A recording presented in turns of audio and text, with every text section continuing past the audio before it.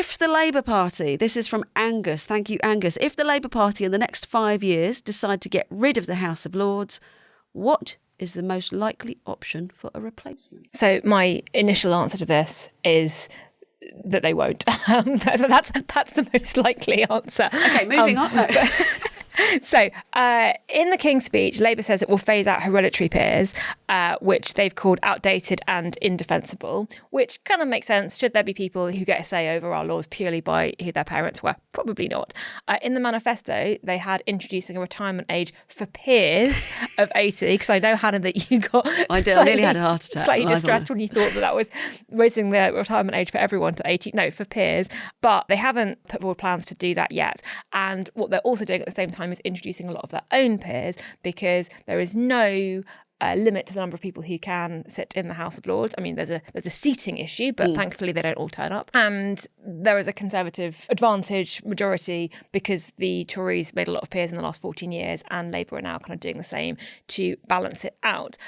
I think most people agree that if you were designing on paper your ideal upper chamber, second chamber, you probably wouldn't have it a mixture of hereditary peers, random bishops, people who have genuine expertise, we'll come on to those in a second, and then kind of failed/retired politicians and civil servants. You probably wouldn't do it that way. But working out how you reform it and what you replace it with is really interesting. Gordon Brown has suggested there should be a Chamber of Regions. So a reformed House of Lords that takes people from all the nations and regions of the UK. That's interesting. It is interesting. And that would kind of go towards one of Labour's aims, which is devolution. Yeah. But you kind of have questions then about how do you get them there? Do you have elections or? Yeah, and how it works, and is it to do with regional mayors, is it to do with regional assemblies? And also, when we talk about different levels of government, like who has the sign-off for various decisions? Because one of the challenges with devolution is when something goes right, everyone's very keen to take credit. When something goes wrong, it's like, oh, it's not me, it's the devolved whatever it is. Starmer has previously said he'd abolish it in its present form altogether, but politicians, prime ministers, tend to not want to waste political capital on constitutional issues. So citizens' assemblies get mentioned as well a lot. There's some people who I think citizens' assemblies are like the go-to answer for everything. I think maybe one of the things that we've learned from the last week is that like trusting a random selection of citizens comes with its own issues. What do other countries do? So there's the US Senate, which has 100 members, 2 from each state, and they are elected on cycles of 4 years, a third every 4 years. France has 348, which is a random number, elected members who serve 6-year terms.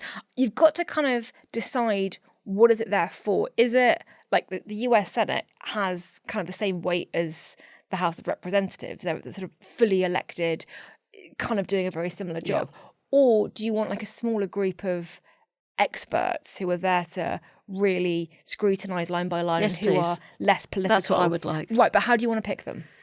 I would personally choose them all. You would choose them? Yeah. Or like by what criteria? If I thought they were an expert.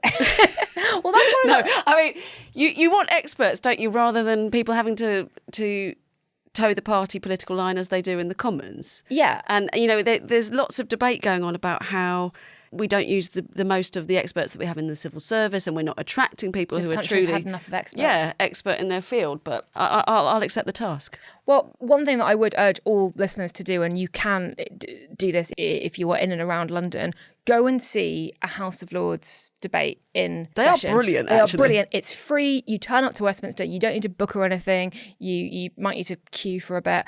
You go up to the gallery, and the quality of the debate in the House of Lords is 1,000 times better 100%, than anything you'll see in the Commons.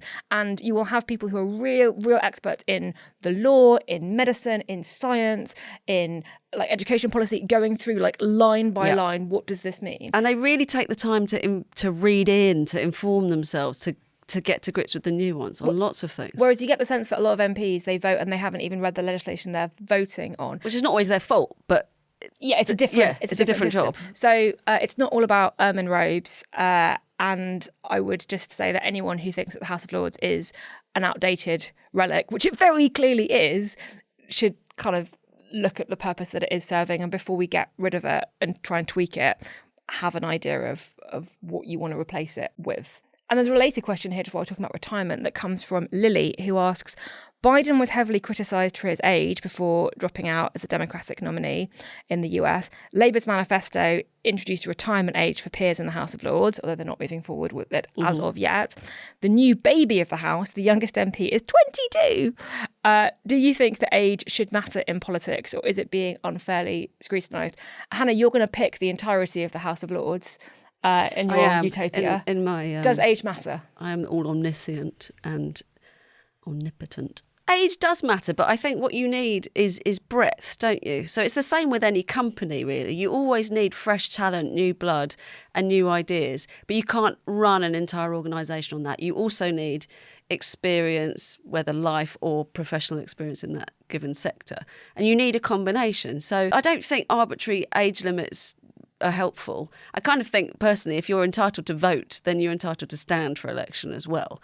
But you couldn't run the country with 22-year-olds, nor could you run it with 80-year-olds. So I don't think it really serves any purpose to introduce age limits. That's very balanced and very nuanced of view. I think the Biden issue that we saw in recent balanced and nuanced. that wasn't to do with age. That was to do with competence, capability. The age limit in the House of Lords, I think, is more about making space for new ones, because we have over 800 peers. It's the second largest legislative chamber in the world, other than in China. So, we do have too many. I think younger MPs is really important. And one of the things that I've seen in the last month with all the new Labour MPs, a lot of them are millennials. A lot of them are under 35, and they have direct experience of, in particular, the housing crisis. They have direct experience of how it feels to know that you will never be able to own your own home. They have direct experience of renting, not knowing from month to month if you'll be able to stay in the same place, not being able to plan, not being able to start a family, dealing with rogue landlords who won't fix things. And that personal experience has already brought something to the urgency with which they want to tackle the housing crisis.